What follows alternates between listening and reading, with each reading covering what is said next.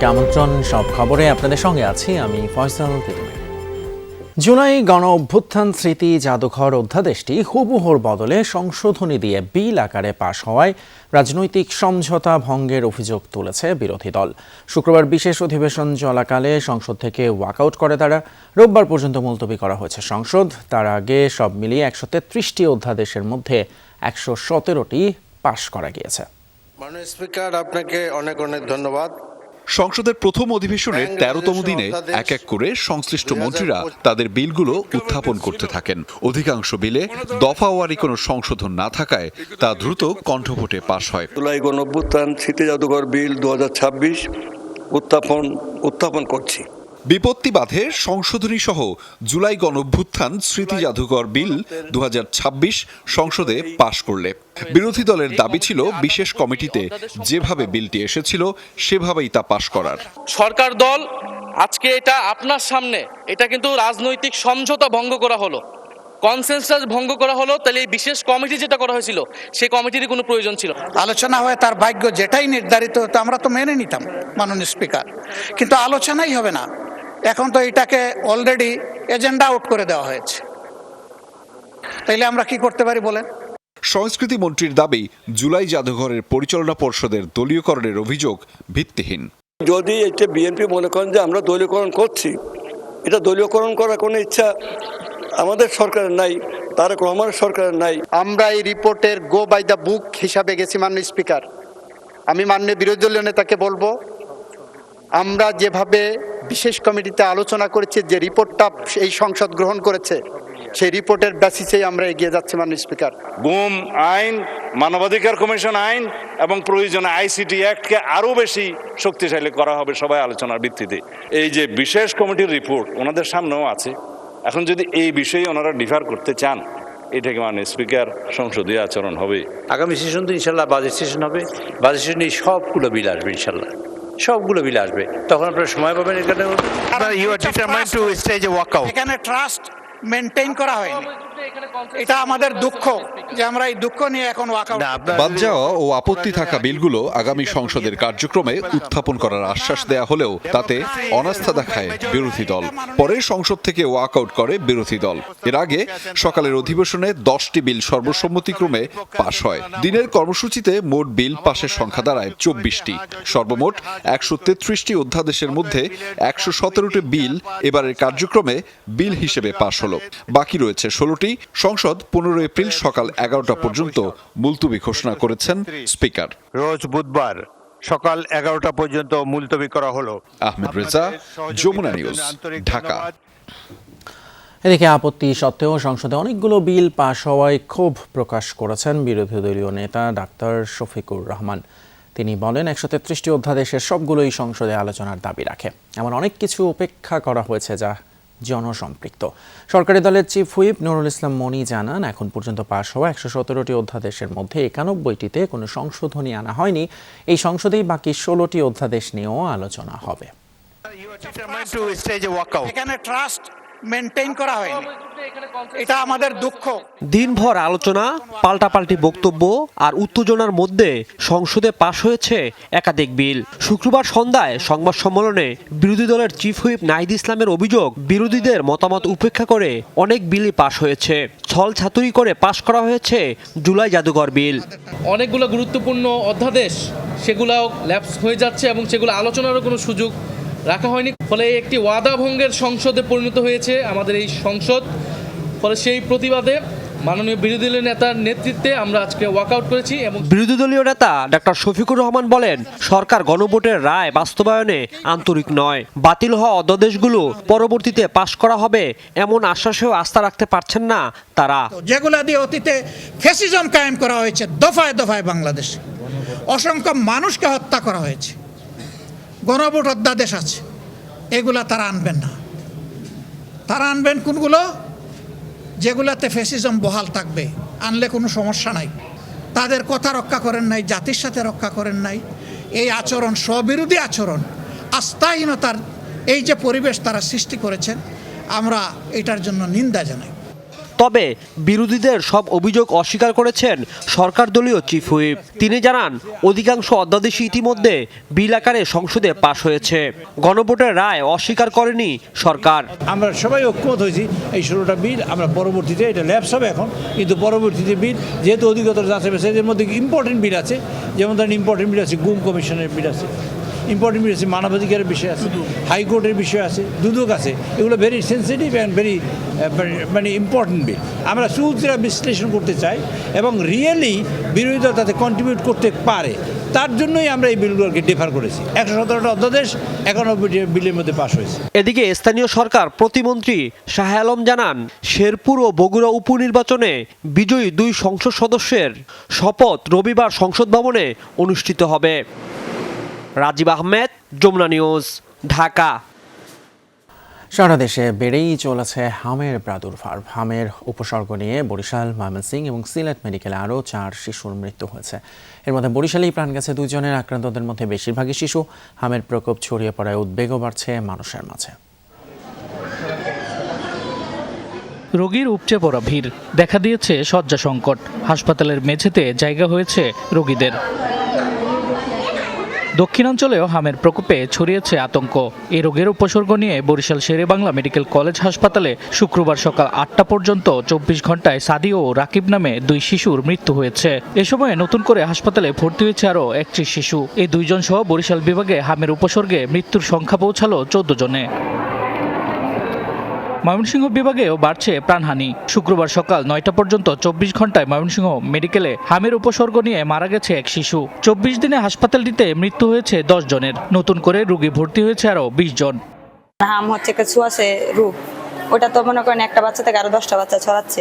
টাকা গেলে টাকা পাবো, মানুষগুলো তো মানুষ পাবো না। সরকারতে দাবিলো আমার বিষয়টা একটু গুরুত্বপূর্ণ, মানে একটু নিজের মতো করে দেখার জন্য। নবজাতক যে ওয়ার্ড 28 দিনের নিচের বাচ্চারা থাকে, ওইখানে যাদের ভেন্টিলেটর প্রয়োজন হবে তাদেরকে আর আমাদেরকে ঢাকায় পাঠাইতে হবে না, আমরা এইখানে সাপোর্ট দিতে পারবো। Sylhet MAG Osmani medical college হাসপাতালে চিকিৎসাধীন অবস্থায় দিব্য নামে 1 শিশুর মৃত্যু হয়েছে। এ নিয়ে সিলেটে হামের উপসর্গ নিয়ে 3 শিশুর মৃত্যু হলো। বর্তমানে সিলেট বিভাগের বিভিন্ন হাসপাতালে 103 জন রোগী ভর্তি আছে। রাজশাহী মেডিকেলে 24 ঘন্টায় হামের উপসর্গ নিয়ে 29 জন ভর্তি হয়েছে। এখানে গত জানুয়ারি থেকে এ পর্যন্ত চিকিৎসাধীন অবস্থায় 48 জন শিশুর মৃত্যু হয়েছে। এছাড়াও চাঁদপুর, গাজীপুর, শরীয়তপুর সহ বিভিন্ন জেলার হাসপাতালে হামের রোগী বাড়ছে। এদিকে শুক্রবার 6ষ্ঠ দিনের মতো 18 জেলার 30টি উপজেলায় শিশুদের হামের টিকা দেওয়া হয়েছে। 12 এপ্রিল থেকে ঢাকার 2 সিটি কর্পোরেশন, ময়মনসিংহ ও বরিশাল সিটি কর্পোরেশনে টিকা দেওয়া শুরু হবে। শামস তাবরিজ উচ্ছ্বাস, যমুনা নিউজ।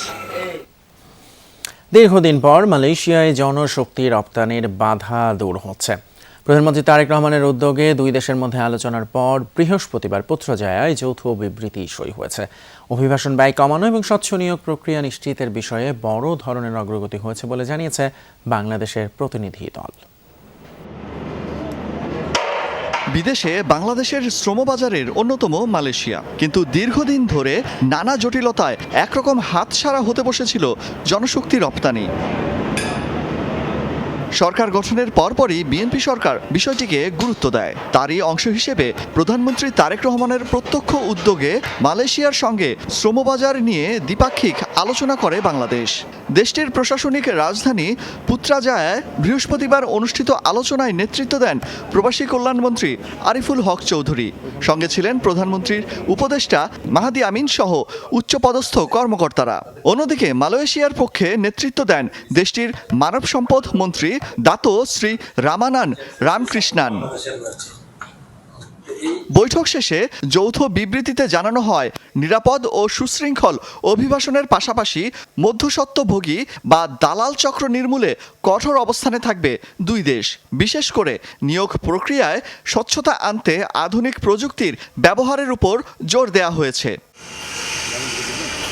মালয়েশিয়া জানায় তারা নিয়োগ প্রক্রিয়ায় কৃত্রিম বুদ্ধিমত্তা বা এআই প্রযুক্তি ব্যবহার করবে, যাতে মানুষের হস্তক্ষেপ কমে এবং খরচ সর্বনিম্ন পর্যায়ে নামানো যায়। এছাড়া আইএলওর এমপ্লয়ার পে নীতি অনুসরণের মাধ্যমে শ্রমিকদের জন্য শূন্য অভিবাসন ব্যয় বা জিরো কস্ট নিশ্চিত করার লক্ষ্য নির্ধারণ করেছে 2 দেশ। আলোচনায় উঠে আসে অবৈধভাবে আটকে থাকা বাংলাদেশি কর্মীদের বিষয়টিও। তাদের দ্রুত নিয়োগ এবং মানব পাচার সংক্রান্ত আইনি জটিলতা নিষ্পত্তিতে একমত হয়েছে ঢাকা কুয়ালালামপুর। দুই দেশই মনে করছে এই নতুন উদ্যোগের ফলে কর্মী পাঠানোর ক্ষেত্রে দীর্ঘদিনের সিন্ডিকেট প্রথা ভাঙবে। মালয়েশিয়ার দীর্ঘদিন ধরে প্রায় 2 বছর ধরে বন্ধ যে শ্রম বাজার রয়েছে সেটা উন্মুক্ত করবার জন্য জোরালোভাবে আহ্বান জানিয়েছি। বৈঠক শেষে উভয় পক্ষ আলোচনা নিয়ে সন্তোষ প্রকাশ করে এবং ভবিষ্যতে নিয়মিত যোগাযোগ বজায় রাখার প্রত্যয় ব্যক্ত করে। বাংলাদেশ প্রতিনিধি দল উষ্ণ আতিথেয়তার জন্য মালয়েশিয়া সরকারকে ধন্যবাদ জানায়। এর আগে বৃহস্পতিবার মালয়েশিয়ার প্রধানমন্ত্রী দাতো সেরি আনোয়ার ইব্রাহিমের সাথেও বৈঠক করেন প্রবাসী কল্যাণমন্ত্রী আরিফুল হক চৌধুরী ও প্রধানমন্ত্রীর উপদেষ্টা মাহাদি আমিন। সেখানেও শীঘ্রই শ্রমবাজার খুলে দেওয়ার বিষয়ে ফলপ্রসূ আলোচনা হয়। অলক হাসান, যমুনা নিউজ। জাতীয় সংসদে সংরক্ষিত নারী আসনের জন্য দলীয় মনোনয়ন ফর্ম বিক্রি শুরু করেছে ক্ষমতাসীন বিএনপি। 12 এপ্রিল পর্যন্ত ফর্ম ক্রয় এবং জমা দিতে পারবেন মনোনয়ন প্রত্যাশীরা। শুক্রবার নয়াপল্টনে বিএনপির কেন্দ্রীয় কার্যালয়ে সংরক্ষিত আসনের সংসদ সদস্য হতে দলীয় মনোনয়ন প্রত্যাশীদের ভিড় দেখা যায়। নারী নেত্রীদের আশা, বিগত দিনের আন্দোলন সংগ্রামের মূল্যায়ন করেই মনোনয়ন দেবে বিএনপি। ফর্ম সংগ্রহ করেছেন শিল্পী, পেশাজীবী থেকে শুরু করে দলের দুর্দিনে বৈশ্বিক জনমত প্রতিষ্ঠায় গুরুত্বপূর্ণ ভূমিকা রাখা নারী নেত্রীরা। দলের সিনিয়র যুগ্ম মহাসচিব রিজভী আহমেদ জানিয়েছেন, সংসদে কথা বলার যোগ্যতা এবং দলের প্রতি ত্যাগ বিবেচনায় নিয়ে প্রার্থী চূড়ান্ত করবে মনোনয়ন বোর্ড।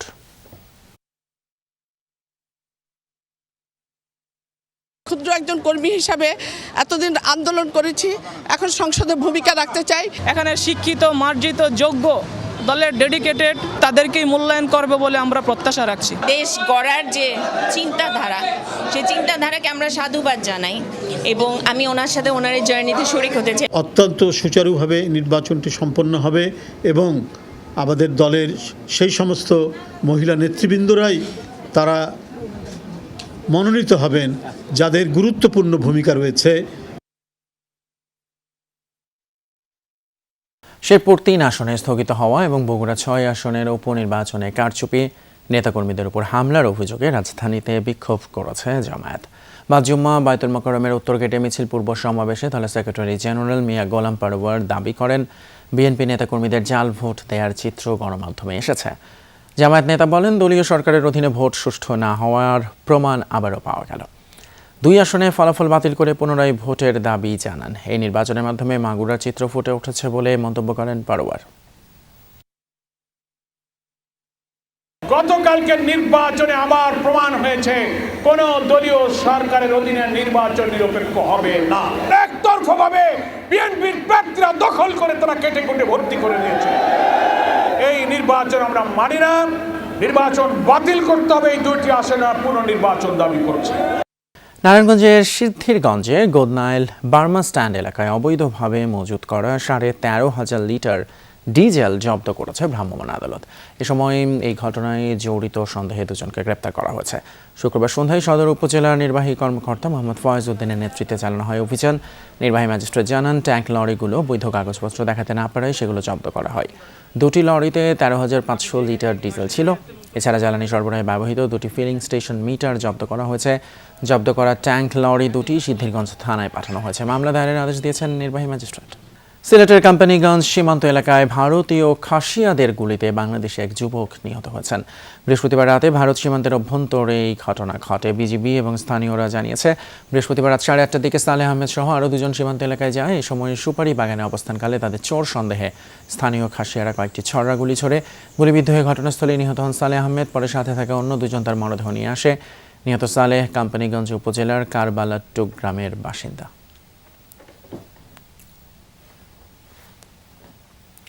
অন্যদিকে কক্সবাজারের উখিয়া সীমান্তবর্তী এলাকায় ল্যান্ডমাইন বিস্ফোরণে এক রোহিঙ্গা যুবক গুরুতর আহত হয়েছেন।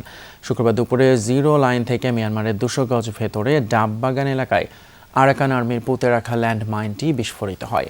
গুরুতর আহত হন মোহাম্মদ সাদেক নামের এক রোহিঙ্গা যুবক। বিষয়টি নিশ্চিত করেছে উখিয়া ব্যাটালিয়ন 64 বিজিবির অধিনায়ক। বিজিবি থেকে জানানো হয়েছে, বিস্ফোরণের শব্দ শুনে এগিয়ে যান তারা। এ সময় আহত অবস্থায় যুবকটি বাংলাদেশে পালিয়ে আসে। স্থানীয়দের সহযোগিতা তাকে উদ্ধার করে হাসপাতালে পাঠায় বিজিবি। আহত সাদেক উখিয়ার রোহিঙ্গা ক্যাম্প 10-এর F ব্লক 13-র বাসিন্দা। অন্তত ৪৫ বছর পর চুয়াডাঙ্গার আলমডাঙ্গার ইছের দাড়ি খাল পুনর্খনন কর্মসূচি শুরু হচ্ছে। শনিবার ৭ কিলোমিটার দৈর্ঘ্যের এই খাল খনন কাজের উদ্বোধন করবেন পানি সম্পদ মন্ত্রী শহীদউদ্দিন চৌধুরী আনি। ৭ কিলোমিটার দৈর্ঘ্যের খালটি পুনঃখননে ব্যয় ধরা হয়েছে ১,৫১,৩৬,০০০ টাকা। স্থানীয়রা জানান ৮০-র দশকে এই খালটি খনন করা হলেও এতদিন তার রক্ষণাবেক্ষণ করা হয়নি।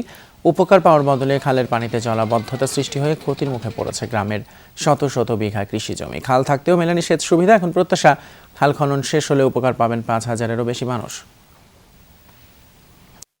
ঢাকা বিশ্ববিদ্যালয়ের গণযোগাযোগ এবং সাংবাদিকতা বিভাগের শিক্ষক অধ্যাপক সাখাওয়াত আলী খানের স্মরণ সভা অনুষ্ঠিত হয়েছে।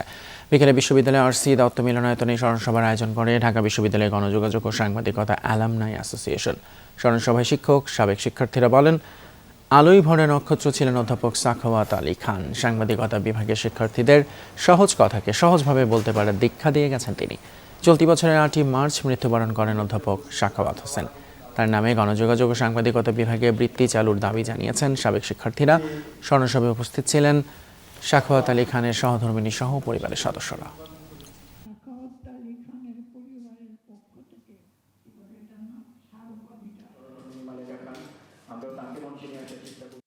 ওনার শিক্ষা এবং ওনার আমাদের জীবন নির্দেশনা যেটা ছিল, সেটা যদি আমরা মেনে যেতে পারি, হয়তোবা উনি বেঁচে থাকবেন আমাদের মধ্যে। ওনার মধ্যে ছাত্র শিক্ষকের মধ্যে যে একটা ভীতি, এই ভীতি কখনো আমরা দেখিনি। আমরা ভেবেছিলাম এই পাথরটা হয়তো চিরকাল না থাকুক, শত বর্ষ থাকবে। সব খবরে স্বাগত আরও একবার।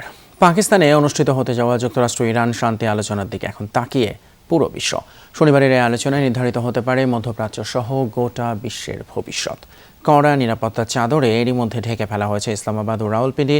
শনিবারের এই আলোচনায় অংশ নেবেন মার্কিন ভাইস প্রেসিডেন্ট জেডি ভ্যান্স, বিশেষ দূত স্টিভ উইটকফ, ইরানের পররাষ্ট্রমন্ত্রী আব্বাস আরাকচি, পাকিস্তানের প্রধানমন্ত্রী শেহবাজ শরীফ সহ ৩ দেশের শীর্ষ নেতৃত্ব। যুক্তরাষ্ট্র ও ইরানের মধ্যে সম্ভাব্য শান্তি আলোচনা ঘিরে পাকিস্তানের রাজধানী ইসলামাবাদ এবং ঐতিহাসিক শহর রাওয়ালপিন্ডি যেন পরিণত হয়েছে নিরাপত্তা দুর্গে। ইতিহাসের অন্যতম গুরুত্বপূর্ণ শান্তি আলোচনা আয়োজনের জন্য প্রস্তুত দেশটি। প্রধানমন্ত্রী শেহবাজ শরীফের আমন্ত্রণে আলোচনার টেবিলে বসতে যাচ্ছে যুক্তরাষ্ট্র ইরান। হোয়াইট হাউস জানিয়েছে, স্থানীয় সময় শনিবার সকালেই শুরু হবে প্রথম দফার বৈঠক। আলোচনা চলতে পারে সর্বোচ্চ 15 দিন পর্যন্ত। ফলে দীর্ঘ সময় ইসলামাবাদে অবস্থান করতে পারেন প্রতিনিধি দলের সদস্যরা। শনিবারের বৈঠকে মার্কিন প্রতিনিধি দলের নেতৃত্ব দেবেন মার্কিন ভাইস প্রেসিডেন্ট জেডি ভ্যান্স। এরই মধ্যে ইসলামাবাদের উদ্দেশ্যে রওনা দিয়েছেন তিনি। সঙ্গে থাকছেন বিশেষ দূত স্টিভ উইটকফ এবং কূটনীতিক জারেড কুশনার। অন্যদিকে ইরানের পক্ষে নেতৃত্ব দেবেন পররাষ্ট্রমন্ত্রী আব্বাস আরাকচি এবং পার্লামেন্ট স্পিকার মোহাম্মদ বাঘের কালিবাফ। পাকিস্তানের পক্ষ থেকে অংশ নেবেন দেশটির প্রধানমন্ত্রী শেহবাজ শরীফ। উচ্চ পর্যায়ের এই বৈঠক ঘিরে ইসলামাবাদ ও রাওয়ালপিন্ডিতে ঘোষণা করা হয়েছে সরকারি ছুটি। সেনাবাহিনী ও স্পেশাল ফোর্স মোতায়েনের পাশাপাশি গড়ে তোলা হয়েছে পুলিশের এলিট টিম, রেঞ্জার্স, সিটিডি এবং গোয়েন্দা সংস্থাগুলোর যৌথ নিরাপত্তা বলয়। এছাড়া সামরিক যানের বিশাল বহর নিয়ে ওয়াশিংটন থেকে সেখানে পৌঁছেছে 30 সদস্যের নিরাপত্তা দল। রাজধানীর সেরেনা হোটেলে অনুষ্ঠিত হবে এ বৈঠক। নিরাপত্তার চাদরে ঢেকে ফেলা হয়েছে গোটা এলাকা। এমন একটি সংকটের মধ্যস্থতা করছে পাকিস্তান, এতে আমরা গর্বিত।